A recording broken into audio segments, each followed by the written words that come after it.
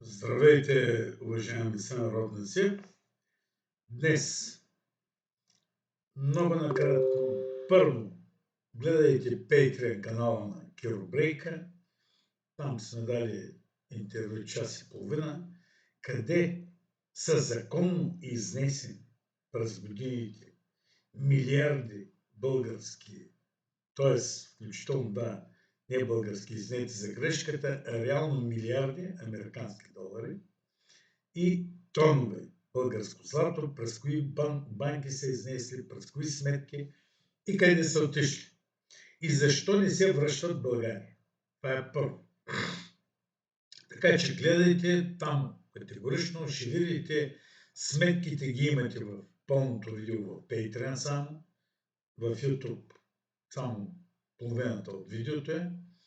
И когато стигнете до сметките, те са оградени в червено, дори едната банка е останала извън ограденото, едната българска държавна банка. Просто спирате на пауза, чуквате 2 пъти, за да се увеличи и започвате да пишете. Записвате си паричките, запишете си и банките, ако искате.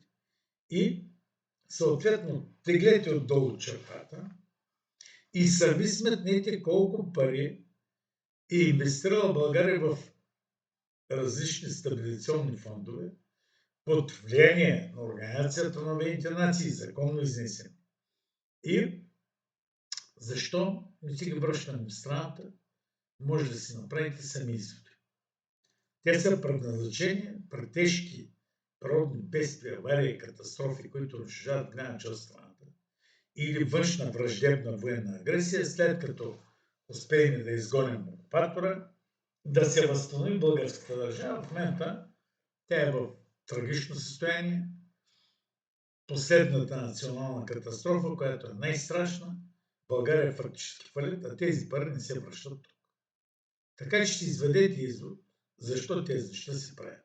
Между прочим, в видеото ви говорим също и за незаконно откраднатите и изнесени от България пари от бандата държавни престъпници, предатели, т.е. от алчните и продажни партийни лидери през всичките тези години. Включително сме публикували и сметка, ако искате тези пари да ги открием в кои държави са, в кои банки са изнесени, къде са сейфовете на тези буклуци, къде имат частни яхти, самолети, къде имат офшорни фирми, къде имат спесимени за работа с сметки на подставените им лица, т.е. да внасят и да теглят. Може да подкрепите най-голямата разузнавателна и разследваща операция, която някога е била извършвана. От нашата страна не мога да кажа, защото всъщност България дори никога не е извършвала такива по времената на социализма, независимо, че имаше държава, че имаше истински служби за сигурност, не настоящите скопени такива. Всъщност, заради международната обстановка, студената война и прочее, е нямало как също да извършат разследвания навсякъде по света, във всички райони, във всички държави, във всички банки, а те са хиляди. Това ще бъде най-голямата разследваща операция, извършена някога. А тепърва предстоят и такива, които да започнат и другите държави по света. Така че там сме публикували и сметката, която който иска да помогне, пак дайте на пауза, запишете си данните, който иска да помогне не само да върнем тия, говоря за милиарди. Преди 3 години бяха 124 милиарда незаконно изнесени в страната. В момента сигурно са 200. Така че всеки, който иска тия пари да се върнат в страната, да влезат в бюджета, те, които са откраднали от вашия пот, труд, кръв, ресурси, страдания, ограбили са народа си и са изнесли парите и златото в чужбина, искат да помогнат да ги върнем обратно, да разкрием всичките сметки паричките, които има по тях. Защото дори ако има пари, можем допълнително да заплатим на хората, които свършат работа и те да ни изкарат за определен от нас период, примерно 3 месеца, последните 3 месеца. Откъде са идвали пари и на къде са били изпращани от същия сметки. Може да го направи веднага. Няма как да започне операцията. Аз казах, аз ще финансирам половината от стойността на операцията за Борисов и Пеевски. За всички други, ПП-та, ДБ-та, главни прокурори, Иван Костовци, Лукановци, Петър Стояновци, Плевнелиевци, народа, вие определяте, пишете на имейла на щаба, има го публикуван в текста към това видео, BG Military, вижте го там, пишете за кои хора искате освен тия да изкарам всички сметки, всички сейфове, които имат в чуждестранни банки, говоря за сметки, включително и в България. Всички офшорни фирми, частни яхти, самолети, включително казах и специмени за сметки на подставените им лица и да ги върнем в България, пишете кои хора и финансирайте операцията, тъй като аз казах, ще платя половината от стойността за издирване на сметките на двете прасета. Борисов и Пеевски. Сам и единствено за тях. Другите не ме интересуват. Тия двамата, която и плюс това говоря някои прокурори и прочее, и ПП и ДБ, бъдат разкрити и българския народ, ние ще публикуваме открито. Открито ще публикуваме цялата информация, всичките сметки, пари, сейфове, офшорни фирми на всичко. Когато българския народ види какво са откраднали от него и се представи защо той е с такива жалки пенсии и заплати, всички тия алчни, продажни партийни велможи и техните партии ще бъдат закрити от българския народ. Те ще бъдат принудени и арестувани да върнат парите обратно в бюджета, за да можем да построим 10 свръхвисоко технологични и свръхекологични Българии, да създадем могъща армия и да се превърнем да извършим високотехнологична индустриализация на страната, милитаризация на страната и да се превърнем в един от технологичните лидери на Европа. Нещо, което никой друг не може да направи. Кажете ми кой друг. Накарайте службите да успеят да проверят хиляди банки във всички държави и да изкарат, защото ние не знаем къде са точно. Ние за някои хора предполагаме къде са. Доказах, не знаем конкретните банки, конкретните държави. Затова трябва да проверим навсякъде и да върнем паричките обратно, за да се извадите извод за нещата. Имайте на предвид, че на времето определени международни организации се обърнаха към нас да издирам сметките, парите и движимо и недвижимо имущество на Пеевски, извинете, не на Пеевски, на Плевнелиев. На Плевнелиев, защото си мисли за Пеевски. На Плевнелиев и на двете му съпруги.